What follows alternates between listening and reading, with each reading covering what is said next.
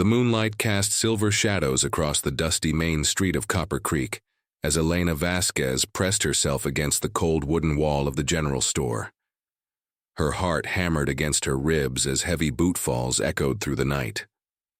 3 days. That's all the time she'd had as Jacob Morrison's mail-order bride before everything went to hell.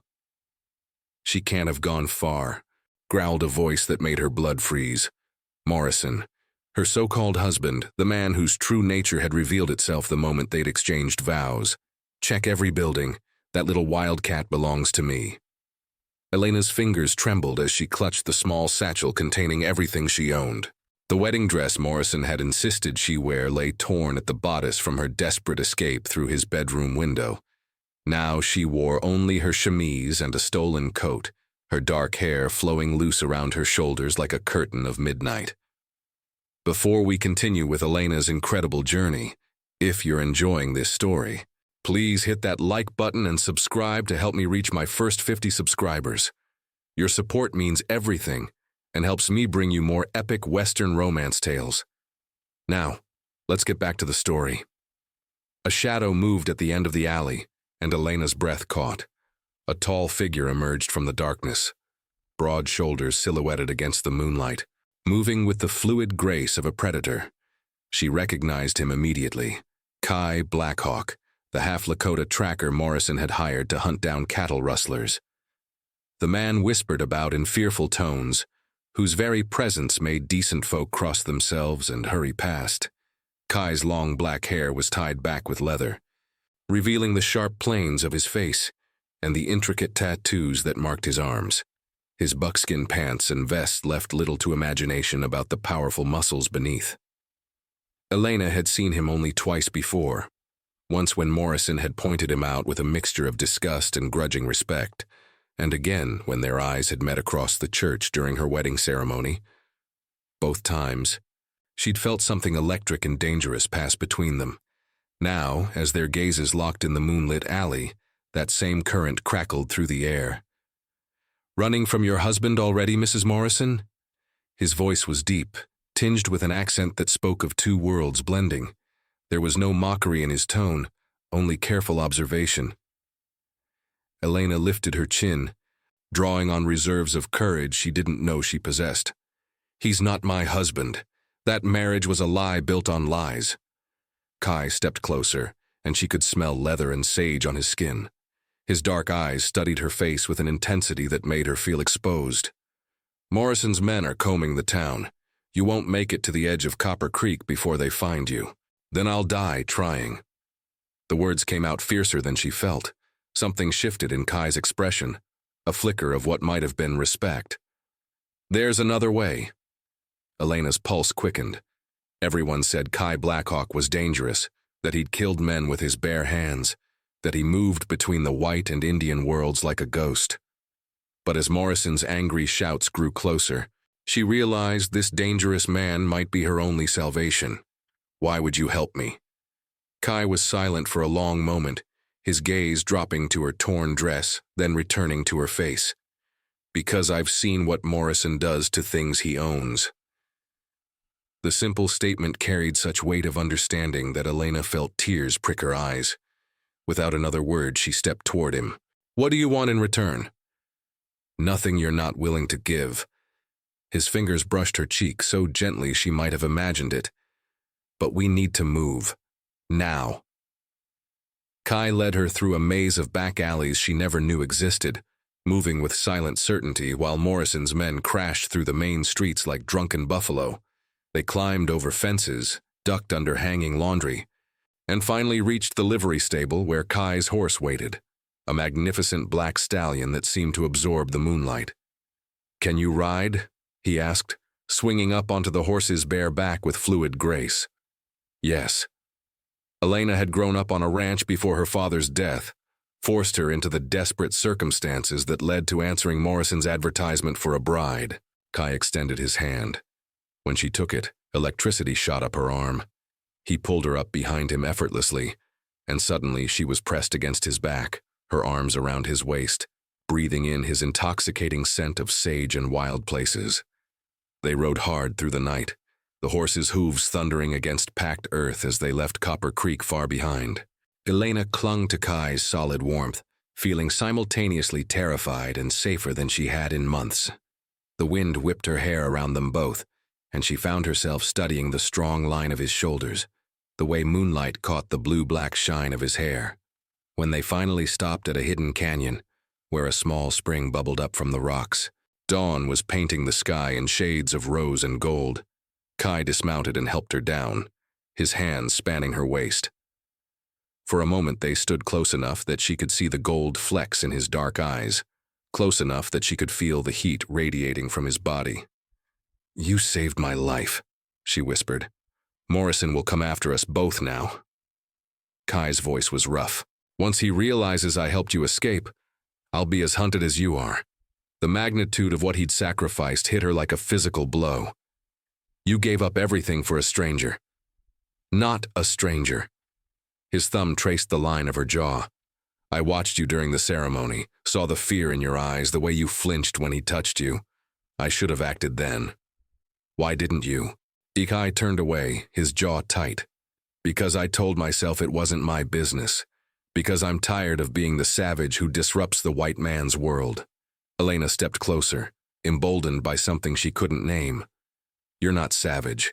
You're the most honorable man I've ever met." He spun back to face her, and she saw raw hunger in his eyes. "You don't know what you're saying. You don't know what I am. Then show me." The words hung between them like a challenge.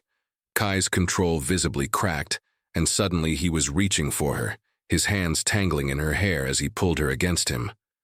Their lips met in a kiss that was nothing like Morrison's cruel possession. This was fire and sweetness, passion and reverence combined. Elena had never been kissed like this, had never felt desire uncurl in her belly like liquid heat. She pressed closer, her hands exploring the hard planes of Kai's chest through his vest, marveling at his strength and gentleness.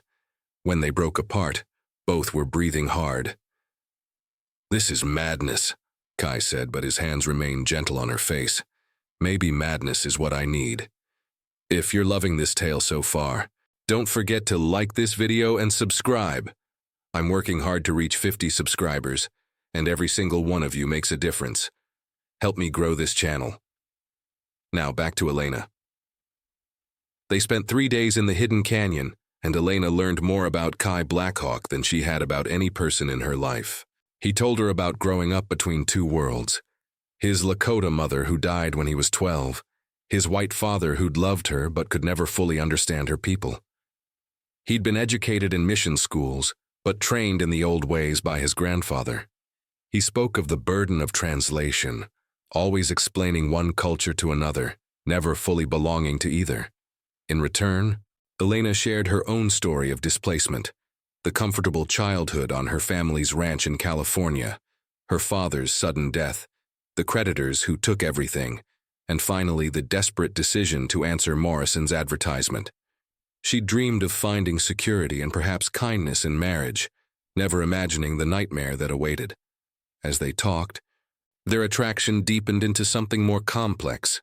Elena found herself studying the way Kai's hands moved as he tended the fire, the careful precision with which he prepared their simple meals, the way he listened to her words as if they were precious. When he told stories of his grandfather's hunting expeditions, she watched his eyes come alive with memory and longing. On the third night, as they sat beside the fire sharing a dinner of rabbit and wild greens, Kai grew quiet. "Morrison's men will find this place eventually," he said. "We need to move on. Where can we go? He has influence throughout the territory." Kai was silent for a long moment. "My grandfather's people have a camp in the mountains. We could find safety there, but—" He hesitated. "But what?" "It would mean leaving the white world behind completely, at least for a while." Elena considered this. Everything she'd known, the life she'd imagined building, the security she'd sought, it had all crumbled anyway. "Would they accept me?" "My grandfather would. He believes the spirits guide us to where we need to be." Kai's gaze met hers across the fire. "But Elena, you need to understand what you'd be choosing. It's not just about hiding from Morrison. My people have their own ways, their own rules, and some of them have good reason to distrust whites. Would you be there? The question slipped out before she could stop it, revealing more than she'd intended. Kai's eyes darkened. Yes, then I can face anything else. That night, as they lay beside the dying fire, Elena found herself acutely aware of Kai sleeping just inches away. She could hear his steady breathing, occasionally catch the scent of his skin when the wind shifted. Desire and something deeper twisted through her, a longing not just for his touch but for the safety and understanding he represented. She must have made a sound, because suddenly he was there beside her, his hand gentle on her shoulder. Bad dreams. No dreams at all. That's the problem. She turned to face him in the dim light. I keep thinking about Morrison, about what would have happened if you hadn't helped me. Kai's jaw tightened. You're safe now. Because of you. Elena reached up to touch his face, feeling the slight roughness of stubble beneath her palm. I never thanked you properly. Elena. Her name was a warning, but he didn't pull away. I know this is complicated. I know we come from different worlds. But Kai, what I feel for you. He silenced her with a kiss that was gentler than their first, but no less passionate. This time, when his hands skimmed her waist, she didn't hesitate to pull him closer. They moved together with careful urgency, exploring this connection that had blazed to life between them. Are you certain? He whispered against her throat. In answer, she began unlacing his vest, her fingers trembling with anticipation rather than fear. Under the vast canopy of stars, they came together with a passion that felt both inevitable and miraculous. Kai worshipped her body with reverent touches, showing her what desire could be when it was offered freely, rather than taken by force. Afterward, as they lay entwined beneath his blanket, Elena felt fundamentally changed. This wasn't just about escaping Morrison anymore. It was about choosing a new life, a new identity, a new love. I love you, she whispered into the darkness. Kai's arms tightened around her. And I love you, Elena Vasquez, which is why I need to tell you something. Something in his tone made her tense. What? Morrison didn't just hire me to track cattle rustlers. He's been paying me to watch his wife as well, to make sure she didn't try to run. Elena pulled back to stare at him. You were spying on me? I was supposed to be. Kai's voice was rough with self-recrimination. He suspected you might try to escape, and he wanted insurance. But Elena, I never reported back to him, not once. Every time he asked for information, I told him you seemed content. The betrayal hit her like a physical blow. How long? Since the day after your wedding. But I swear to you, you watched me. While I was terrified and trapped, you watched me and said nothing. Elena scrambled away from him, pulling her clothes around her like armor. Everything felt different now, tainted by the knowledge that their first meetings hadn't been chance, that he'd known about her desperation and done nothing. I should have acted sooner, Kai said, sitting up but making no move to follow her.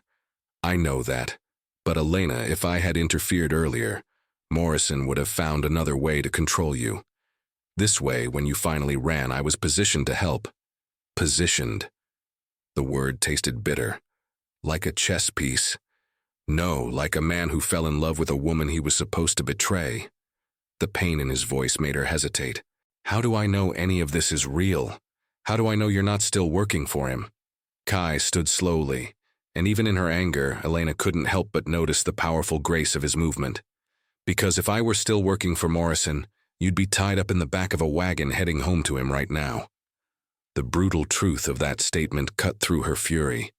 Elena sank down onto a rock, her head in her hands. I don't know what to think anymore. I don't know who to trust. Trust yourself. Kai crouched in front of her, careful not to touch. Trust what you felt when we made love. Trust what you see in my eyes when I look at you. I can't take back my mistakes, Elena, but I can promise you this, from the moment I first saw you, you've been the only thing that matters. She looked up at him, studying his face in the pre-dawn light. There was no deception there, only raw honesty and pain that matched her own. "Morrison will never stop hunting us," she said finally. "No, he won't. And your people might not accept me. It's possible. So we're choosing a life of uncertainty and danger." Kai's mouth curved in a slight smile. "Yes." Elena stood, her decision crystallizing like ice forming on a winter stream. "Then we'd better make sure we're strong enough to face it together." The relief that crossed Kai's features was almost painful to witness. "You're sure?" Instead of answering with words, Elena reached for him, pulling him down for a kiss that tasted of forgiveness and new beginnings. When they broke apart, the sun was rising behind the canyon walls, painting everything in shades of gold and promise. They rode north for 3 more days, climbing into mountain country where the air grew thin and crisp. Kai taught Elena to read the signs of the trail, how to tell if they were being followed, which plants were safe to eat, how to find water in seemingly barren landscapes. In return, she shared stories of her childhood, her dreams of running her own ranch someday, her fierce determination to never again be at any man's mercy.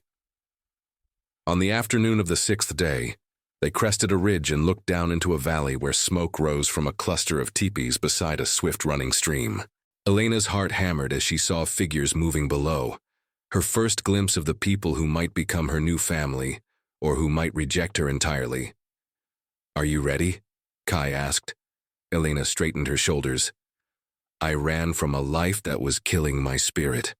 Whatever happens now has to be better than that." They rode down into the valley together, and Elena was struck by how naturally Kai seemed to transform as they approached his grandfather's camp. His posture changed, his expression became more composed, and when an older man stepped forward to greet them, Kai spoke in rapid Lakota. Elena understood none of the words, but she caught the surprise in the old man's voice, the way his keen gaze moved between them. This had to be Kai's grandfather, tall despite his age, with silver hair braided down his back and eyes that seemed to see everything. Finally, Kai switched back to English. "Elena, this is my grandfather, Thomas Crow Feather. Grandfather, this is Elena Vasquez, the woman I told you about in my letters." Thomas Crow Feather studied Elena with unnerving intensity. "You are the one who was trapped in a marriage that brought no joy." "Yes, sir. And now you seek shelter among people whose ways are foreign to you." Elena lifted her chin. "I seek shelter among people who might show me kindness. The ways I was raised in haven't served me well." A ghost of a smile crossed the old man's weathered features. "My grandson has chosen well. You have spirit. Elena Vasquez. Spirit will be necessary for what lies ahead." "What do you mean?" "Morrison and 6 men rode through the valley to the south yesterday. They are hunting you both." Elena felt the blood drain from her face. Kai moved his horse closer to hers, his presence steadying. "How close are they?" Kai asked. "Close enough that we must decide quickly whether to fight or flee." "We can't keep running forever," Elena said. "And I won't ask your people to risk their lives for strangers." Thomas Crow Feather exchanged a long look with his grandson. "You are not strangers. Kai is blood of my blood, and you are the woman he has chosen. That makes you family. But Elena Vasquez, if you stay here, you must understand that this valley is sacred ground. What happens here will bind you to us forever." Elena looked around at the faces gathering to watch them. Men, women, and children with expressions ranging from curiosity to wariness. She thought about the life she'd left behind, the empty promises of security and respectability that had led only to fear and degradation. "What do you need me to do?" The decision to stand and fight was made by consensus, but Elena was surprised to find herself consulted as an equal voice. Thomas Crow Feather explained that Morrison had no legal right to pursue them onto tribal land, but that had never stopped white men before when they wanted something badly enough. "He will come at dawn," the old man said. "It is the way of men like him. They think surprise gives them advantage over people they consider inferior." Kai's jaw was tight with anger. Morrison has never faced Lakota warriors. "No, but he has rifles and numbers. We must be clever as well as brave." Elena found herself swept into preparations with a efficiency that took her breath away. The women of the tribe armed themselves as readily as the men, and she realized with a shock that she was expected to fight as well. "I don't know how to use weapons," she confessed to a woman named Sarah Little Wolf, who was teaching her to string a bow. "You know how to survive," Sarah replied matter-of-factly. "That is the hardest skill to learn. The rest is just practice." As evening fell, Elena sat beside Kai at the edge of the camp, watching the stars emerge one by one. Tomorrow might bring death or victory, but tonight she was exactly where she belonged. "Do you regret it?" Kai asked quietly. "Choosing this path?" Elena considered the question seriously. 6 months ago, she'd been planning a quiet wedding to a man she'd never met, hoping only for security and perhaps kindness. Now she was preparing to fight for her life alongside a man she loved desperately, surrounded by people who had welcomed her as family, despite every reason to distrust her. "No," she said finally. "I regret nothing." Kai's hand found hers in the darkness. "Whatever happens tomorrow, Elena, I want you to know you've made me believe in hope again. You saved my life in every way that matters," she replied, turning to face him. "You showed me what love could be when it's offered freely, instead of demanded. You helped me find my strength." They made love that night with desperate tenderness, each touch a promise and a prayer.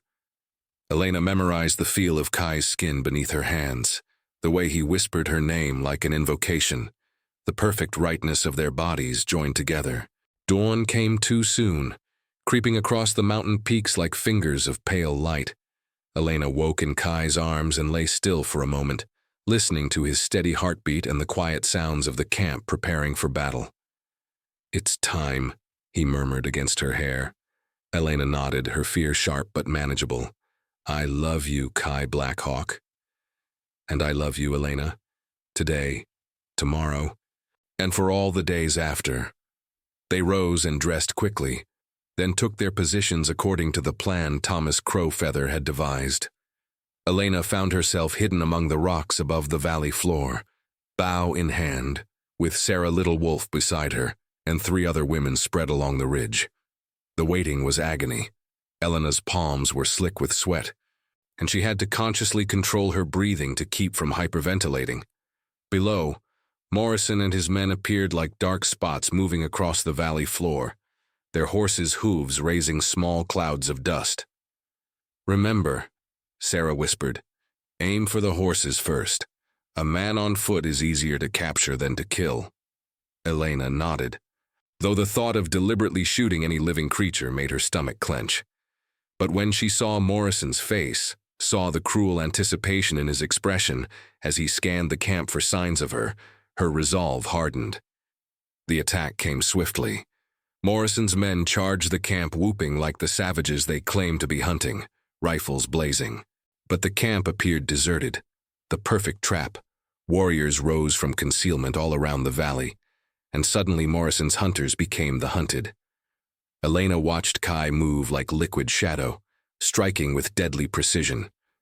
She saw Thomas Crowfeather fight with the skill of a man half his age, and she understood for the first time what it truly meant to fight for something you loved.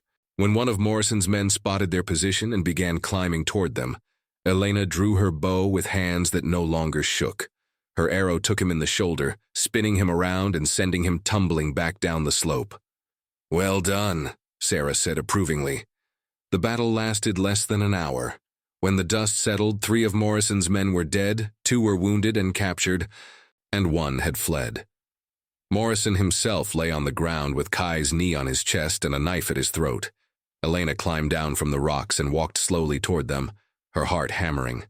Morrison's eyes widened when he saw her, then filled with impotent rage. "You're my wife," he snarled, "my property.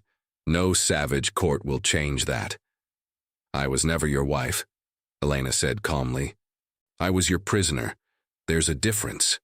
This isn't over. I'll come back with the cavalry, with federal marshals. I'll burn this whole valley to get you back." Thomas Crowfeather stepped forward, his face grave. No, Jacob Morrison, you will not. Elena watched in fascination as the old man began to speak, his voice carrying across the valley in tones that seemed to resonate with the mountains themselves. She couldn't understand the Lakota words, but she felt their power, saw how Morrison's men grew pale and restless as the chant continued. "What is he doing?" she whispered to Kai. "Binding him with sacred law. Morrison trespassed on holy ground with violence in his heart. He's marked now. What does that mean?" Kai's smile was sharp as a blade. "It means that any harm that comes to you or to our people will return to him threefold. He'll be watched by spirits until the day he dies, and they'll exact payment for every cruel act." Elena didn't know if she believed in such things, but Morrison clearly did. His face had gone white, and sweat beaded on his forehead despite the cool morning air. "This is superstitious nonsense," he blustered, but his voice lacked conviction. "Then you have nothing to fear," Thomas Crowfeather replied serenely. "Go now, Jacob Morrison. Take your wounded and leave this place. But know that if you return, the mountains themselves will rise against you." To Elena's amazement, Morrison actually retreated. Perhaps it was the absolute certainty in the old man's voice, or perhaps it was the realization that he was outnumbered and outmatched. But he allowed his men to help him onto his horse and rode away without another word. Elena stood in the center of the valley, watching until Morrison disappeared over the ridge, and felt a weight she'd carried for months finally lift from her shoulders. She was free, truly free, for the first time in her adult life. "So what happens now?" she asked Kai as the camp began the process of returning to normal. "Now you choose," he said simply. "You can return to the white world if you want, start over somewhere Morrison can't find you. Or you can stay here. Learn our ways, become part of our people. It won't be easy. There will always be those who question your presence, who remember old wounds and betrayals." Elena looked around the valley at the people who had risked their lives to defend her, at Thomas Crowfeather, who was already directing the care of the wounded with gentle authority, at Sarah Little Wolf, who was cleaning her weapons with matter-of-fact efficiency. "And if I stay, what would I be? Your woman? Your wife?" Kai's expression grew serious. "If you stay, you would be my partner in all things. The Lakota way doesn't diminish women or make them property. You would have voice in council, right to your own lodge, freedom to leave if you ever chose to." Yuri, thank you so much for reading, child, listening to this story. If you enjoyed it, please smash that like button and subscribe to help me reach my goal of 50 subscribers. Your support helps me create more amazing Western romance stories for you. What did you think of this story? Let me know in the comments below. Elena took a deep breath, tasting pine and wood smoke on the mountain air. Somewhere in the distance, she could hear children laughing, and the soft sounds of normal life resuming after crisis. It was so different from the rigid respectability she'd been raised to seek, so different from the fears that had driven her into Morrison's trap. "I choose you," she said, stepping close enough to see the gold flecks in Kai's dark eyes. "I choose us. I choose this life we can build together." Kai's smile was like sunrise breaking over the peaks. "Then welcome home, Elena Blackhawk." "Blackhawk? If you'll have the name, if you'll have me." In answer, Elena pulled him down for a kiss that tasted of freedom and wild places, and love that knew no boundaries. Around them, the valley sang with the voices of a people who had learned to bend without breaking, to find strength in unity, to honor the sacred bonds that joined hearts across all differences. 6 months later, Elena stood at the edge of the same ridge where she'd first looked down into the valley. But everything was different now. Her hair was braided with beads that caught the sunlight, and she wore the soft deerskin dress Sarah Little Wolf had taught her to make. In her arms, she held her daughter, Kai's daughter, a perfect blend of two worlds with her father's dark hair and her mother's determined chin. "Tell me again about the night we met," Kai said, settling beside her with their son sleeping against his chest. Elena smiled, remembering her terror in that moonlit alley that now seemed like another lifetime. You mean the night you saved me from a life I never wanted? No, Kai said, his voice warm with love and laughter. I mean the night you taught me what it means to come home. Below them, the valley spread out like a promise kept, and Elena knew with absolute certainty that she had found exactly where she belonged, not because someone had chosen for her, but because she had chosen it herself. In running from the man she'd feared most, she had discovered the man she could love most, and in losing the life she'd thought she wanted, she had gained the life she'd never dared to dream. The mail-order bride who had been stolen under Moonlight had become a woman who belonged fully to herself, and chose freely to share that gift with the man who had shown her what love could be when it was offered as a blessing instead of a chain.